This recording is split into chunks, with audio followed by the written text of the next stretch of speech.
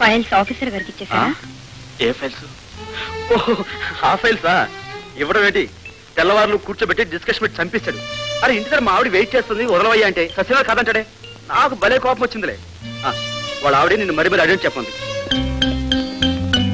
అసలు దీనికి అంతటికి వాళ్ళ ఆవిడే కారణం. రోజు ఆయన పోరు పెట్టి చంపేస్తుంది. వాళ్ళ ఆవిడ పోరు తప్పించుకోవడం కోసం ఏదో వంక మమ్మల్ని పిలిపించి నసపెట్టి మా ప్రాణాలు తీసుకుంటాడు. అరే ఇంటి దగ్గర మా ఆవిడ ఎదురు చూస్తుంటుంది, వదలవయ్యా అంటే వినడే. హారిబుల్. నేను ఖచ్చితంగా చెప్పేశాను, చూడండి సార్, నేను ఈ ఉద్యోగమైన మానేస్తాను తప్పించి మా ఆవిడని ఒంటరిగా వదిలిపెట్టి నేను మీకు వెట్టి చాకరీ చేయలేనని. అలాగా? గారి గుడ్డు ఏమైనా అనుకోని. జయా కాస్త వేణులు పెట్టు, రాత్రంతా నిద్రలేదు. మీరిచ్చిన నగలు, నీ ఇంటి తాళాలు నేను వెళ్తున్నాను. ఎక్కడికి? అది మీకు అనవసరం. జయా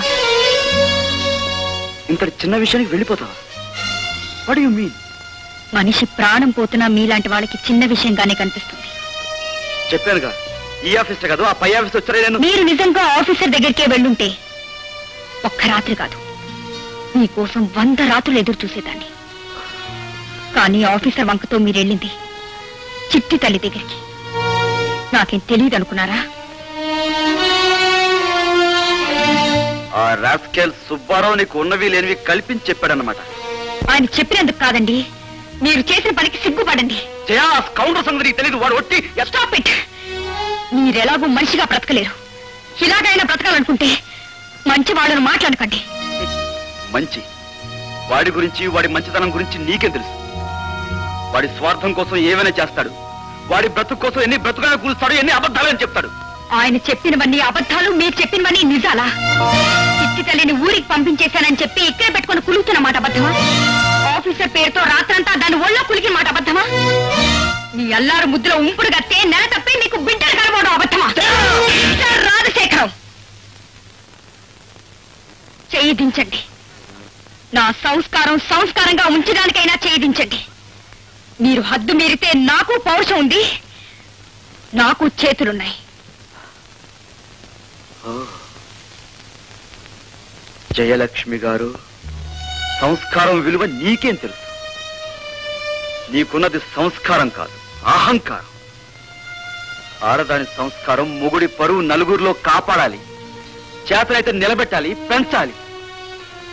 నీ సంస్కారం నీ భర్తను నడివీధిలో నేరస్తుడిగా నిలబెట్టే సంస్కారం.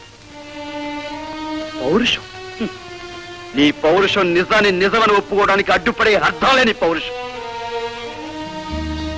నీలాంటి ఆడదానికి ప్రేమ స్వార్థంగా కనబడుతుంది, అభిమానం అవకాశంగా కనబడుతుంది, అనురాగం ఆత్మవంచలా కనబడుతుంది. Okay, it's all right.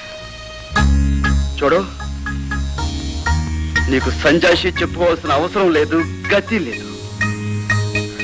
నా మాట నమ్మితే అది నీ అదృష్టం, లేదా ఇప్పుడే ఈ క్షణమే బయటికి వెళ్ళిపోవచ్చు. మిస్సెస్ జయలక్ష్మి గారు. ఎక్కడికమ్మా? ఈ ఇంట్లో నేను ఒక్క క్షణం కూడా ఉండలేను, వెళ్ళిపోతున్నాను.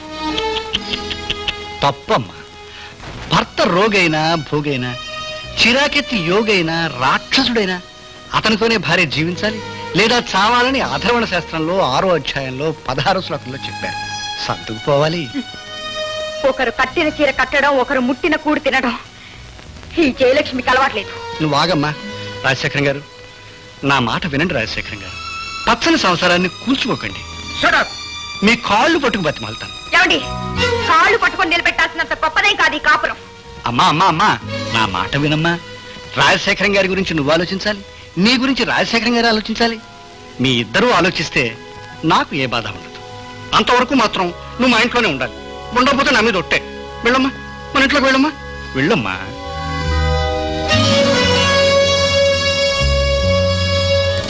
That is Subbarao.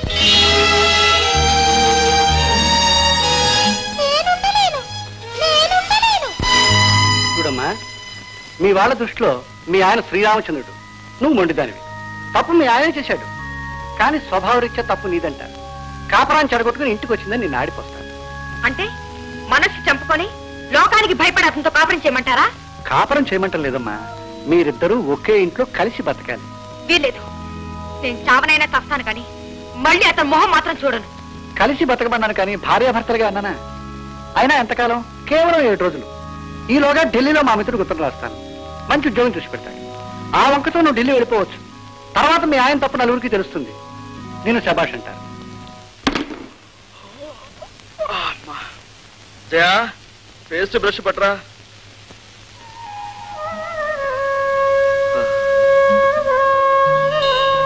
Good morning.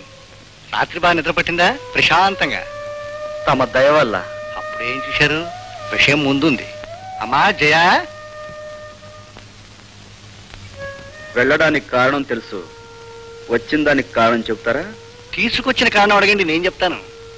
Rajasekharam గారు, ఈవిడ మీ భార్య నిన్నటి వరకు, ఇప్పుడు జస్ట్ టెనెంట్. ఈవిడ కేవలం 7 రోజులు మీ ఇంట్లో అద్దెకుంటారు. ఓహో, అద్దె కూడా ఇస్తారా? అనా పైసలతో సహా ఇచ్చేస్తానని చెప్పండి. అంతేనండి. ఇవాళ 1, సరిగ్గా 7వ రోజున మీ భార్య, సారీ అమ్మా, జయలక్ష్మి గారు ఢిల్లీలో ఉంటారు, ఉద్యోగం చేస్తారు. అమ్మా వెళ్ళమ్మా, వెళ్ళి నీ వాటలని పని చూసుకోమ్మా. వెళ్ళమ్మా, వెళ్ళమ్మా. కుటుంబాల్ని కూల్చే మహాత్ములు తిరిగి చేర్చడం ఏమిటో? మిమ్మల్ని చేర్చింది కూల్చడానికే సార్. వేరైతే ఒకటవుతారు, ఒకటైతే వేరవుతారని అధర్వణ శాస్త్రంలో 6వ అధ్యాయంలో మొదటి శ్లోకంలోనే చెప్పారు. మిమ్మల్ని శాశ్వతంగా వేరు చేయడానికే ఈ 7 రోజులు కలిపాను. నీ భార్య నువ్వు చెడ్డవాడు అనుకున్న తర్వాత ప్రపంచంలో ఎవ్వరూ నేను మంచివాడు అనుకోరు. అది నీ పొజిషన్. నువ్వు చెడ్డవాడు అయితేనే నేను మంచివాడిని అవుతాను. అది నా పొజిషన్.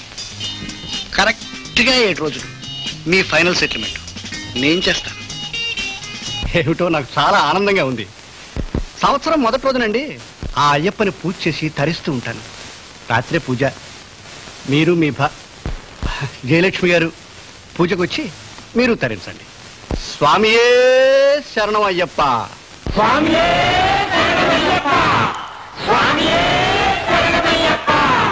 స్వామి శరణం అయ్యప్ప, సర్వం నీవే అయ్యప్ప, నీ శుభ చరణం అయ్యప్ప, భవ భయ హరణం అయ్యప్ప.